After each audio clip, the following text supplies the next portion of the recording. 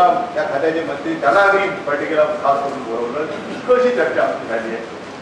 परंतु वाहतुकीचा जो प्रश्न तुम्ही सांगितला तो अतिशय उत्तम आहे. कारण ते एखाद्या डेपोला नेऊन सगळा खर्च करण्यापेक्षा त्या भागाच्या पेट्रोल पंपामध्ये जर मिक्सिंगची परवानगी जर दिली तर फार मोठं काम, वाहतुकीचा खर्च वाचेल आणि उतरवण निर्माण करण्याला ताबडतोबीने त्या ठिकाणी पैसा मिळेल. आणि आता 10% जर आम्ही मिसळलं तर परकीय चलनही वाचेल आणि पेट्रोलच्या किमती सुद्धा आपल्याला 2 रुपयांनी कमी होती.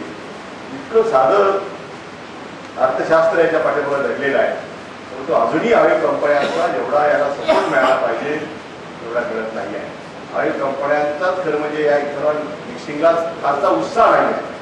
केंद्राने निर्णय घेतला, परंतु त्या कंपन्यांचे जेव्हा जनरल मॅनेजर आणि चेअरमनच्या बरोबर जेव्हा मी चर्चा केली तेव्हा त्याच्यामध्ये तेवढा काही फारसा उत्साह मला वाटलेला नाही आहे. आणि उलट आज आम्ही इतकं महागडं विकत घेतोय आणि त्याच्यावर एवढं मोठं परकीय चलन आम्ही देतोय. आज महागाई वाढण्याच्या कारणामध्ये ते प्रमुख कारण आहे. आणि म्हणून मोठ्या प्रमाणामध्ये सबसिडी द्यायला आज पेट्रोलियम मिनिस्ट्रीचं सबसिडीचं बिल प्रत्येक वर्षाचं 2,44,000 कोटी एवढी सबसिडी आहे. केरोसिन, डिझेल आणि पेट्रोल एवढ्या मोठ्या प्रमाणामध्ये एवढी मोठी रक्कम ही सबसिडीच्या रूपानं केंद्र सरकारला ऑइल कंपन्यांना द्यायला लागते. कारण तिकडनं घेतलेलं डिझेल पेट्रोल लोकांना आम्हाला स्वस्त द्यावं लागतं. आणि केरोसिन तर अगदी म्हणजे गरिबांच्यासाठी म्हणून 8 रुपये लिटरने केरोसिन आम्ही देतोय. त्या केरोसिनच्या 1 लिटरच्या भागात जवळपास 34 रुपये सबसिडी ही केंद्र सरकारला 1 लिटर मागं घ्यावी लागते 34 रुपये आणि आम्हाला ते 8 रुपये आम्ही विकतोय. आणि विकलेलं केरोसिन कुठं जातं? इथेनॉलच्या मिक्सिंगला विरोध आहे. केरोसिन मात्र सहजपणाने मिसळलं जातं.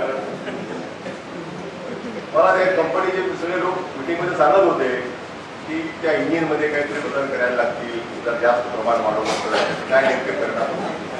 मी त्याला सांगितलं की शुद्ध डिझेल आणि पेट्रोलवर चालण्याची सवय आमच्या आता कुठल्याही गाडीला नाही. त्यामुळे तुम्ही त्याची गाडीच करू नका.